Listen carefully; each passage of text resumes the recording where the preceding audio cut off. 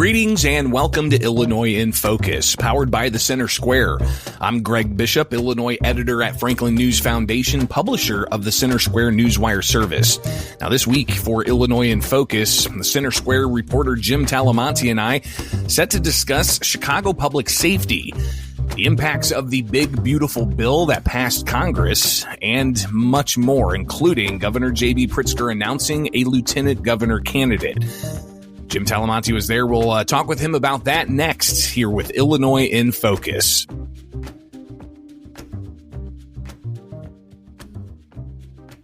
Some people would call him a loser. He ran for state office. He was beaten. He started a business. He failed. He ran for Congress. He lost. He was nominated for vice president. He lost again. But he knew only those who never tried are the real losers. And Abraham Lincoln was no loser. Persistence. Pass it on. From the Foundation for a Better Life at values.com. Welcome back to Illinois in Focus. I'm Greg Bishop. Well, it is now recording this July 3rd for the Independence Day holiday weekend, but Illinoisans woke up July 1st with higher taxes. That's actually where we're going to start today as we have a whole host of things to talk about. Again, I'm Greg Bishop, editor for Illinois at thecentersquare.com, joined by Chicago reporter Jim Talamonte. Jim, July 1st, we've got higher gas taxes now. We knew that, but the new state budget that started, also a whole slew of different tax increases. 48.3 cents per gallon is now what we're paying for gas. So pretty remarkable for taxes on gas. So pretty remarkable numbers. And we've seen this, increase kick in. It's been a big increase once again. And but also now taxes on telecommunications, sports wagering, an uptick there on rental properties, Airbnb and Vrbo, got to pay tax, an extra tax there. And also on tobacco and vaping products. And I think I mentioned sports wagering. So that's just some of it. And also there are changes. These weren't technically corporate tax income hikes, but they will lead to more to businesses paying more in corporate income tax. A couple of changes with the rules and the way Illinois is structured will lead to more corporate tax revenue coming in to feed the elected officials' spending habits, but also to cost business owners and businesses who may just have one in a group of businesses with ties to Illinois, but now those taxes can affect groups of businesses instead of just perhaps one business in a group. So some changes that are going to bring more revenue, at least the elected officials are expecting that these changes will bring in more revenue to the state. And all that's part of the $55.2 billion spending plan that Governor J.B. Pritzker enacted that started July 1st. So clearly a lot of different things that we're going to be able to pull out of that and review. But clearly one of the things, Jim, the increased taxes on tobacco, we talk about it sometimes about how people do go across state lines for cheaper tobacco products. And while they're there, they're getting cheaper gas. Even just across the river in Missouri, gas typically is 40 cents cheaper than it is in Illinois. But we're around that time of year, Jim, where people are going out of the state of Illinois, not just for gas and cheap cigarettes. They're also picking up fireworks. One of our colleagues, Glenn Menace, touched base with a fireworks stand in Iowa and a fireworks stand in Indiana. Jim, I tell you what, it's a different world, even central Illinois to Chicago, because while fireworks are illegal in Illinois, I'm going to drive around some of the rural areas here, and I'm going to see incredible fireworks displays off in the middle of farm fields. Not that way up in Chicago, right? But people are still going to get those fireworks. Oh, yeah, you'll hear them. And just across the state line from Chicago or from the south suburban areas, again, first exit into Indiana, and you've got good-sized fireworks stores that, most of the cars in the lot have Illinois plates. And it's been that way for a long time. When my grandfather lived on the southeast side of Chicago decades ago, he would drive to Indiana every week, right across the state line, a 10-minute drive, and he would get groceries, he would get beer, he would get his chewing tobacco, he would get gas, all the things that were taxed higher in Illinois. So over the decades, over the generations, who knows how much tax revenue Illinois has lost by raising taxes on these items and seeing people leave the state to get them elsewhere for a lower price. It's just, it seemed to be simple economics, right? But we haven't figured it out yet. Even the fireworks conversation, State Senator Chapin Rose, he's filed legislation in the past to legalize fireworks and tax them, saying that the state could see it's not a huge amount, but $15 million. So you can imagine if that's the type of revenue that the state is losing by people going to other states to buy fireworks for Independence Day celebrations, that can add up over decades. So interesting stuff to talk about as we then transition over to what's going on in Chicago. Of course, the holiday weekend, you had Chicago police and Mayor Brandon Johnson plan a holiday safety type of news conference to talk about how they're going to react and take care of people's public safety during the holiday weekend. But Jim, that was somewhat, I guess the focus of it shifted after a mass shooting that happened late Wednesday. Tell us about it. Yeah, just awful what happened in the River North neighborhood. So this is the near north side of the city, but not far from the north edge of the downtown area on Chicago Avenue. And outside a restaurant and lounge, there was an event going on, a release party for a local rapper. And as the crowd let out, a vehicle went by, and Police Superintendent Larry Snelling said there was almost certainly more than one shooter, because there were multiple shell casings. They believe there was possibly a rifle used, but multiple shell casings, and so 18 people were shot in this crowd coming out of this venue. 4 were killed, the other 14 hospitalized.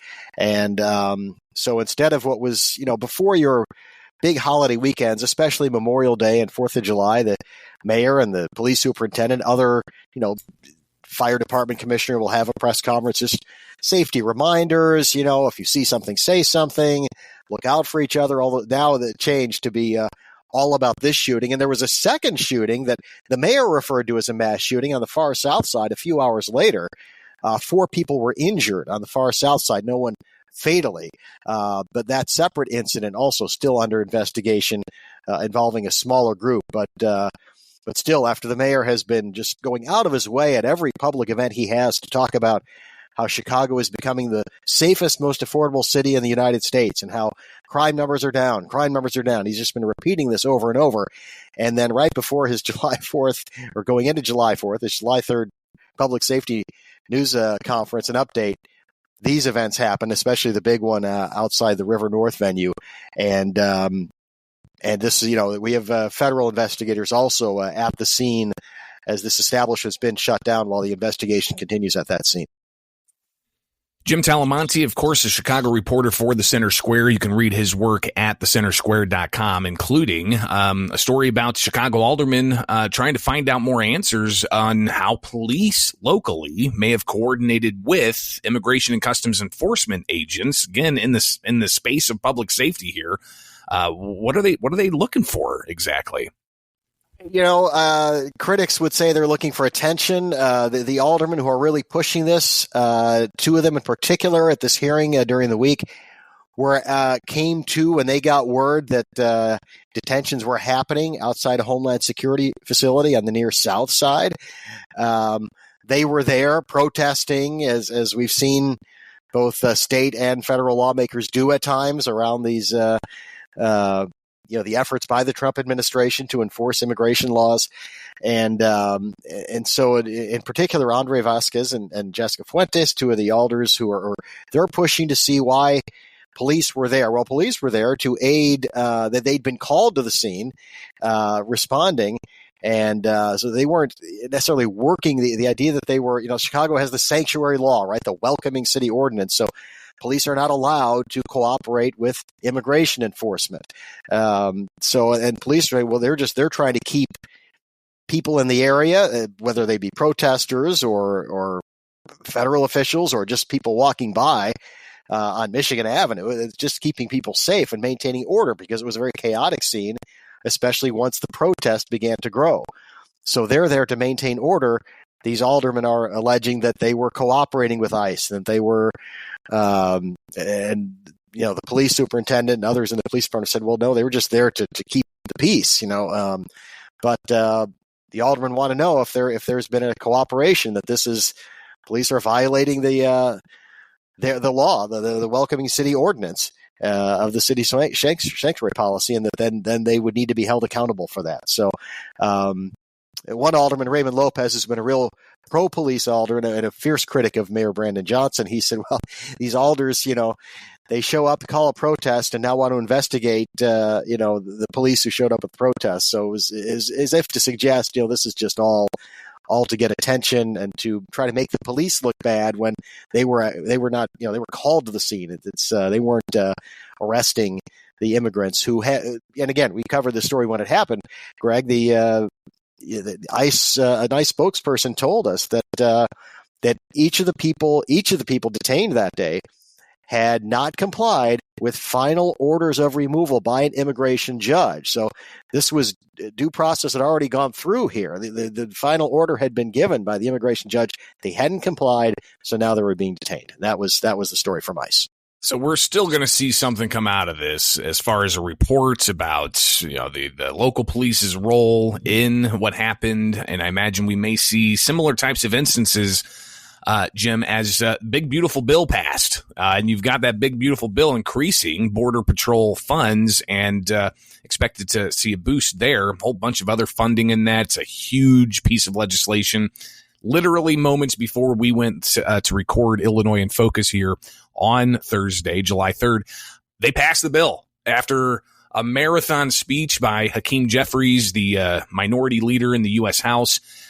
This is going to be interesting to see how this plays out because there's already pushback from Democrats saying it's going to impact Medicaid and SNAP funding and services for veterans, while Republicans are pushing back saying they're just shoring up the funding to ensure that those who really need that type of subsidy are able to have those subsidies given to them and not going to waste and fraud. So a lot to be said here. But one thing that's interesting is how it could possibly impact state and local tax deductions. Of course, this is going to be on the president's desk soon. Jim, from your understanding, I mean, what do you think about SALT and its impacts on a high tax state like we know we live in here in Illinois? Yeah, Greg, this is something that I think bothers a lot of conservatives, and it's interesting. There's been criticism of the Trump administration that at times, executive orders and what have you, benefit red states and hurt blue states. This is political.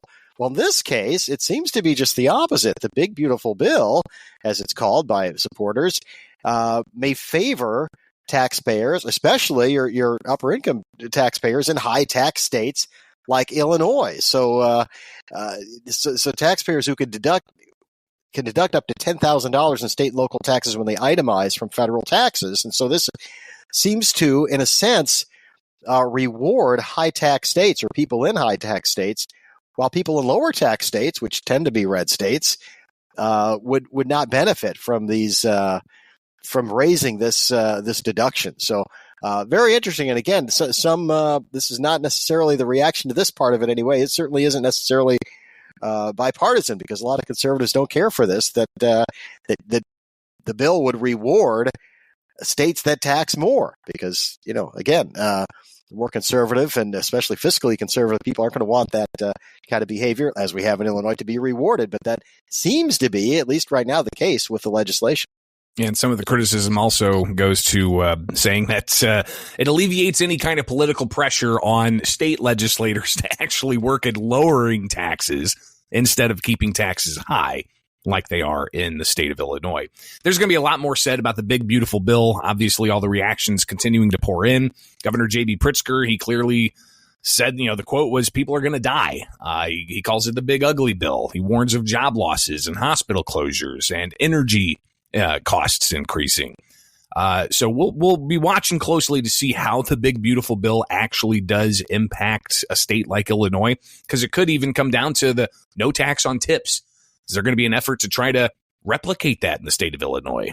So clearly a lot more to be said about the so-called Big Beautiful Bill that passed with narrow margins in the House after it had to be voted on by the Vice President, J.D. Vance, in the U.S. Senate. And clearly the lines were drawn here. Republicans largely supporting it, few naysayers, but Democrats adamantly opposed to that. Speaking of Republicans and Democrats, Jim, the elections, believe it or not, the 2026 election cycle's already started. Yeah, it sure has. We have a number of state lawmakers have already announced their plans to run for re-election, or in some cases, some have announced plans to run for a different seat, perhaps going from state to federal, or from there's speculation some, at least one or two members of the state house could run for a state Senate seat that could open up and that kind of thing. And then, of course, we have the 2026 U.S. Senate and gubernatorial elections here in Illinois. Dick Durbin saying he's not going to run again. So there are several pretty high-profile candidates going for that seat, including two current members of Congress and our current lieutenant governor, Juliana Stratton. And so now J.B. Pritzker has announced her eventual replacement, Christian Mitchell, another Chicago Democrat. And the governor was asked about that this week, how we have, a Chicago Democrat governor, a Chicago Democrat lieutenant governor, and now the candidate to replace the Chicago Democrat lieutenant governor is another Chicago Democrat. So will this ticket appeal throughout the state? The governor says, well, we're going to do what we've been doing. We've been working on behalf of everyone in Illinois. He didn't mention that more than 30 counties have voted to secede from the state, and none of those are in the Chicago area. And that's a good point you raise. I think that's something that's going to be following the governor around when he does go to some of these downstate places. This is an area that the majority of those who voted in whatever election they had their resolutions said they want to split away from the state of Illinois. How are you going to win them over, if that's even possible at this point, right? Yeah, it's a really good question. And also it brings to mind the just from January 20th, the really aggressive tone. I mean, Democrats collectively have been in full attack mode against the president, in terms of it never really slowed down. If anything, intensified since the end of the presidential campaign last November. But the governor in particular has been, the people will die because of Trump's policies. He's repeated that several times. The name calling him a megalomaniac, and calling the Republicans in Congress a clown car. And it's been name calling. We had during the State of the State address, the Nazi references. I mean, it's been really intense rhetoric from the governor. And you think, boy, it makes you think he really has to be pursuing national ambitions here, because in the state, as you said, Greg, in the last presidential election, more than in any other recently, a lot of people in the state voted for Donald Trump. Undoubtedly, there was a crossover. If you did a Venn diagram, you would have some people who voted for J.B. Pritzker in 2018 and 2022 who then turned and voted for Donald Trump. And so now you're coming back to those people after you've been insulting the person they voted for president. So it does, the governor doesn't seem to be, at least publicly, bothered at all by the juxtaposition there, but it may be something he has to face at some point, because while right now it looks like it would be almost impossible for anyone to beat him in the gubernatorial election, well, things can change in a couple of years, because we've seen that before in other elections and other situations. So long way to go, but it's interesting that the governor's just really been in full on every event, even just related to a bill signing or a state-focused event. He inevitably goes to national politics and goes fiercely on the offensive against the president.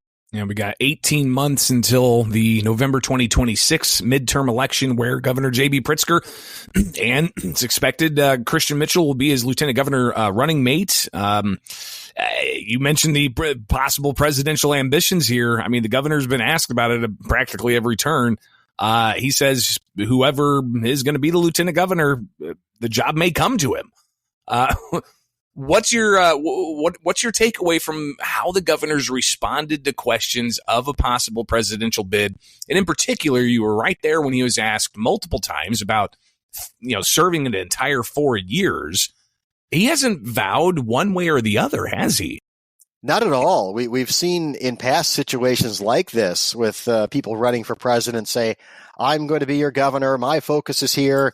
And then they, or perhaps if they're in the Senate, whatever it may be, my focus is here, and then they turn around, drop out, and go straight for the big national seat, or the big presidential seat. J.B. Pritzker, no, he's not. He's not. To his credit, I guess he hasn't lied and said, well, I'm only about Illinois. I'm not interested in that right now. He's not denying that he's got real interest in running for the White House, even though, again, like I said, we've seen other politicians say, oh, I'm not interested in that, when you know behind the scenes they're doing everything they can to scrape together money, support, allies, to build a coalition to make that run. To get on CNN or MSNBC or all the other national podcasts or whatever there may be. So we'll be watching that space closely. Absolutely. This is Illinois in Focus. You can get this podcast where you find podcasts. Just search Illinois in Focus. Jim Talamonte, reporter from Chicago, with me. I'm Greg Bishop. Governor Pritzker, obviously, is the one who signs laws. He's been busy this week. There are 400 bills on his desk that they passed during spring session. He signed a package of bills concerning pharmacy benefit managers. Jim, how closely were you following some of this that was happening at the State House around the health space and around prescription drugs and pharmacy benefit managers? I followed a little bit of this. I think you and another one of our colleagues also followed it perhaps a little more closely. But this is an interesting one in that the support here was really bipartisan behind this, and which surprised me a little bit. And there was definitely some fierce back and forth in terms of advocacy groups who were pro and against. Some of the pharmaceutical groups were opposed to this. You had different, related to some of the different pharmaceutical pieces of legislation discussed at various times. You had hospital groups on one side, pharmaceutical companies on the other side.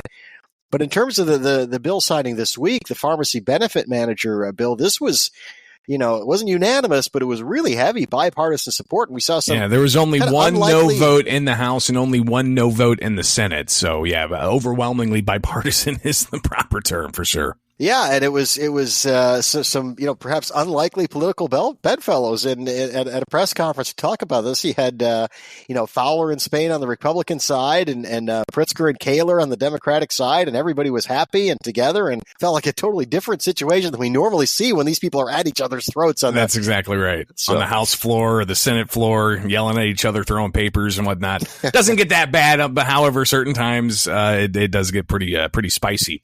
But yeah, the governor's the one signing these laws. He also signed a package of bills meant to try to keep younger students in Illinois to go to public universities.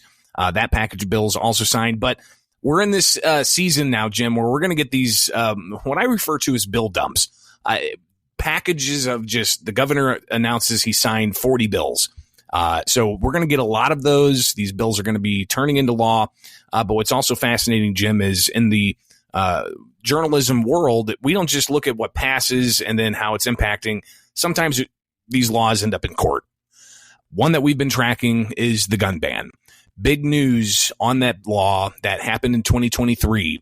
We finally have scheduled oral arguments in the gun ban challenge in the 7th Circuit U.S. Court of Appeals.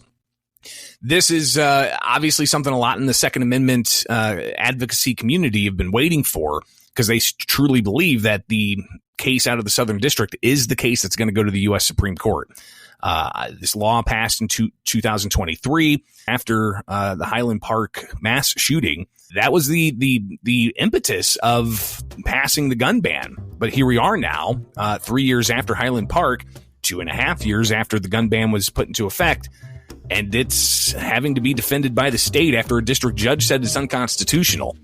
So we'll actually get oral arguments in this case out of the appeals court on September 22nd. Planning on being there for that. And we'll have continued reporting on that and so many other stories at thecentersquare.com. Thank you for joining us. It's right here with Illinois in Focus